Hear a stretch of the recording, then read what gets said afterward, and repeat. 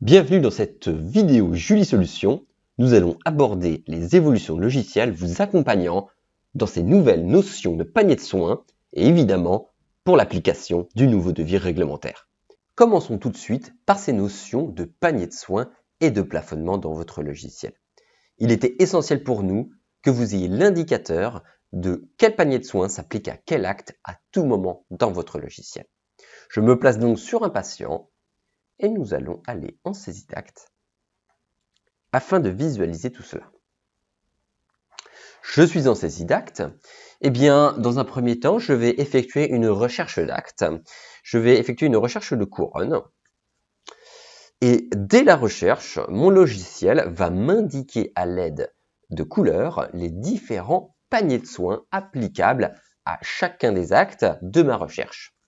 Lorsque donc je me place sur un des actes, eh bien, on voit que le fond vert s'applique au panier de soins 100% santé, le fond bleu, le reste à charge modéré, et le jaune, le panier libre. J'ai donc l'indication dès ma recherche du panier de soins de chacun de ces actes. Je vais donc maintenant saisir mon acte. Je sélectionne ma localisation dentaire et je vais sélectionner mon acte.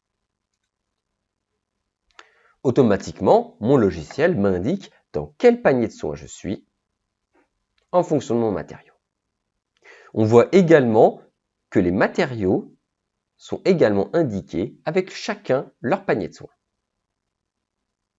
Évidemment, ce panier de soins s'adapte totalement à la localisation dentaire que j'ai sélectionnée. Si je change de localisation dentaire pour mon acte et que je sélectionne une autre localisation dentaire, eh bien, mon panier de soins se modifie. Effectivement, maintenant, ma monolithique zircone sur ma molaire, eh bien, reste à charge modérée. D'ailleurs, si je modifie ma sélection de localisation dentaire, si le panier de soins évolue en fonction, eh bien, mon logiciel me l'indique. Je repars sur une 31, mon logiciel a changé le panier de soins et me l'indique en faisant clignoter mon panier de soins. Donc, je sais dans quel panier de soins je suis en recherche, je sais directement en saisie mon panier de soins. Évidemment, si j'ajoute mon inlay-corps et ma provisoire, en passant par mes favoris, je vais coter une pose de couronne type sur différentes localisations dentaires, une incisive, une seconde prémolaire et une molaire. Mon logiciel va m'indiquer les paniers de soins de chacun de ces actes. Évidemment, si je modifie mon panier de soins de mon acte de couronne dentoportée, automatiquement mon logiciel va m'adapter mon inlay-corps et ma provisoire. J'attire également votre attention sur l'indicateur de plafond. Je repasse en céramo-métallique. Nous avons ici un indicateur qui nous indique que l'acte est plafonné. Actuellement, avant le 1er janvier 2020, je suis plafonné à 530 € sur ma céramo-métallique sur une dent 31. Si je dépasse ce plafond, mon logiciel m'indique que je ne respecte pas la convention. Il est tout à fait possible, à partir du 1er janvier 2020, que vous ayez par exemple des actes du reste à charge modéré qui sont censés avoir des plafonds, eh bien, qui n'ont pas encore de plafond. Et c'est le cas par exemple pour les bridges. Si je prends un bridge et que je vais chercher un bridge du panier modéré, c'est-à-dire que j'ai un élément métal dans mon bridge, eh bien, donc mon bridge est bien en reste à charge modéré, cependant, eh bien, mon logiciel va m'indiquer que mon acte est non plafonné. Effectivement, il ne sera plafonné qu'au 1er janvier 2021. Je vais donc continuer ma saisie et terminer. Je valide. Mes actes sont transférés dans mon historique médical. Et vous allez voir également que le panier de soins est également indiqué dans le fond des couleurs de mes codes CCAM. Et ce, évidemment, en actuel, plan de traitement et devis. Nous allons maintenant passer aux fonctionnalités liées à l'édition du nouveau devis réglementaire. Votre logiciel doit vous accompagner et vous assister pour respecter les règles imposées par ce nouveau document. La règle générale veut que si une proposition de devis est effectué pour un patient et présentant un reste à charge, une information de l'alternative sans reste à charge doit figurer sur le document. C'est bien cette information d'alternative que va vous gérer automatiquement votre logiciel. L'information d'alternative thérapeutique est donc préparamétrée dans votre logiciel dès l'installation de la mise à jour. Nous allons commencer par établir ce document dans le logiciel. Je me place donc sur un patient et je vais établir un devis d'une façon tout à fait standard. Je vais donc, pour mon patient, sur la dent 11, lui proposer, à l'aide de mes favoris, une pose de couronne céramo-céramique. Également, je vais établir un bridge de la dent 41 à la 43. Je vais donc lui proposer un bridge tout céramo-céramique, y mettre mes inlay corps, tout est dans le panier libre, ainsi qu'un bridge provisoire. Toute ma proposition de devis présente un reste à charge pour le patient. Je vais donc valider ma sélection et mon devis va s'établir. Une fois mon devis généré, j'ai évidemment l'indication comme quoi tous mes actes présentent un reste à charge car ils font partie du panier libre et je vais tout simplement éditer mon document.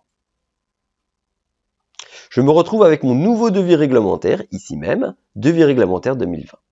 Vous avez la possibilité pour ce document d'indiquer la durée de validité de ce devis. Sans plus attendre, je vais l'imprimer.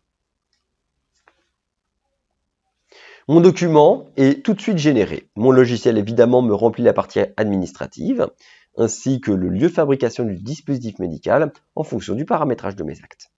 Ce qui va nous intéresser surtout, évidemment, c'est la seconde page qui évidemment présente le traitement proposé. On voit d'ailleurs que le numéro de traitement est automatiquement calculé par le logiciel. J'ai donc le contenu de mon devis, évidemment totalement calculé, et j'ai mon information d'alternative thérapeutique. Effectivement, on voit qu'il n'y a aucun honoraire limite de facturation. Mon devis présente donc un reste à charge pour le patient et l'exigence conventionnelle m'impose d'indiquer une information d'alternative. Je n'ai rien paramétré dans mon logiciel et il a automatiquement déterminé pour ces localisations dentaires et ces types d'actes qu'il existe donc une proposition d'alternative sans reste à charge et m'a automatiquement calculé le numéro de traitement ainsi que tous les actes sans reste à charge en fonction de la situation du dessus. Et je peux, si je le veux, si j'en ai besoin, personnaliser cette information d'alternative thérapeutique. Je peux le faire de deux façons différentes, d'une façon globale au niveau du paramétrage des actes, mais aussi en fonction du contenu de mon devis. Je vais donc vous présenter cela directement depuis le paramétrage des actes.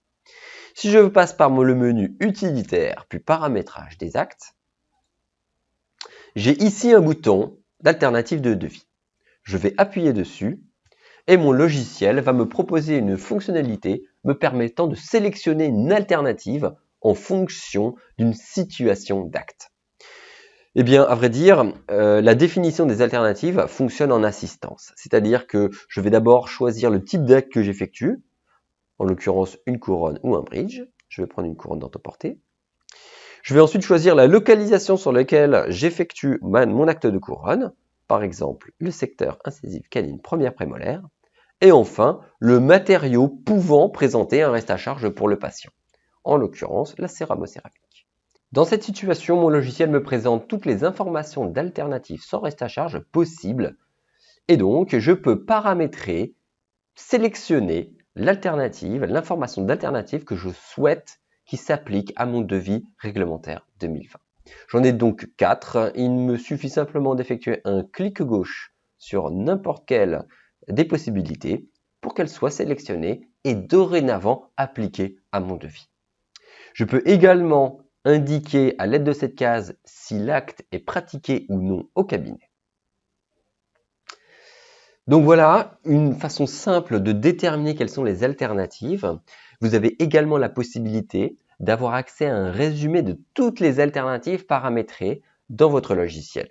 En passant votre curseur sur la partie de droite, vous avez un résumé complet de chacune des situations de couronne et de bridge en fonction de la localisation dentaire, du matériau appliqué et de l'alternative qui s'appliquera dans votre devis.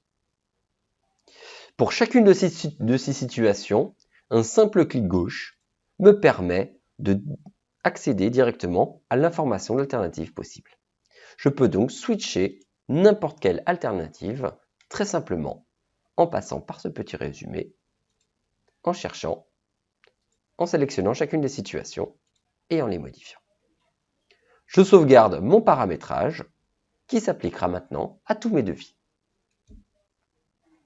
Je vais donc rétablir mon document car il est également possible, avant l'impression, de personnaliser l'information qui s'appliquera pour le devis que j'établis.